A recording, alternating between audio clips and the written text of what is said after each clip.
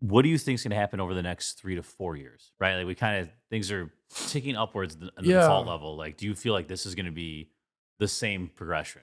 A healthy default market makes a healthy real estate market, is my opinion. You need default to balance out the market.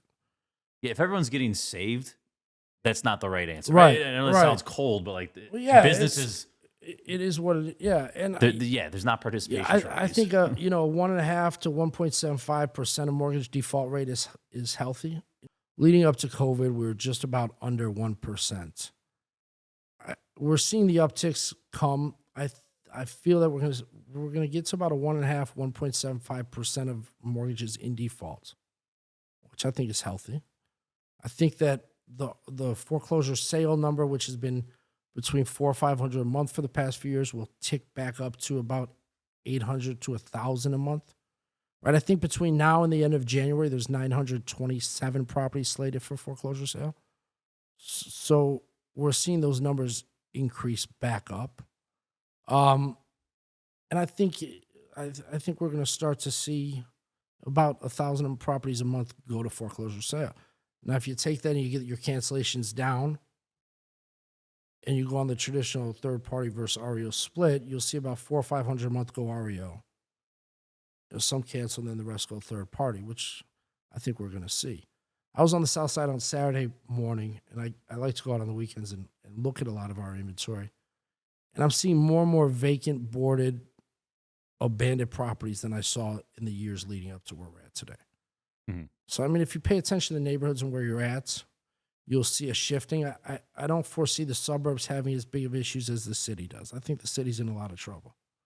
I think a lot of overexposure of hard money put a lot of novice investors in situations they shouldn't have been in. I think overinflation of the market happened greatly in a lot of these neighborhoods. I think it's going to balance out. You focus on the Chicago metro area for properties that you represent, but these clients that you're representing, they have properties around the rest of the country. How does it affected locally based on maybe a servicer having a whole bunch of other problems in other parts of the country? That hurt us, help us? No, I don't think it, because I don't think what they're having in other parts doesn't affect here. I think it's a file by file basis, right? I think they have more problems here than they do. I think Illinois is one of their hardest markets in the country. Is that just because it's a judicial state and they have to jump through so many hoops and they have to carry it so long? And I think like your process for underwriting loans and giving loans in Illinois is more challenging. We're Alabama, right? All your homes are built from 50 to 78, 3 bedrooms, no basements. It's an easy model, right? And Chicago, is a lot of your list, is a block by block neighborhood, right? Values change. Literally block to block. One side of Western to the other side is completely different values. And I think that's hard for generating loans to understand from a national standpoint. And servicing loans, it's challenging. And then we have a lot of red tape with our municipalities, right? There's no town is the same. Their City of Chicago water billing, if you could figure that out, it's like a Rubik's Cube, right? Every day it changes. They don't know how to. Depends who answers the phone. If they answer the phone, and they don't want to turn water off, and it's like, and then when you have a leak, like I went to a building yesterday, 9 units, 6 of them are leaking all the way through, busted pipes, and you call them to turn the water off, and they don't want to. And it's like, but they turn the water off in a situation they shouldn't.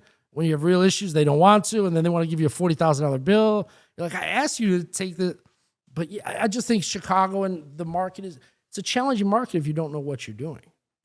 And I think that's a benefit to a lot of investors, and it's a hindrance to a lot of national lenders. Congratulations on making it to the end of the video, and thank you for your support. If you're looking for more in-depth content or the full episode, you can find it here. And don't forget to subscribe over here.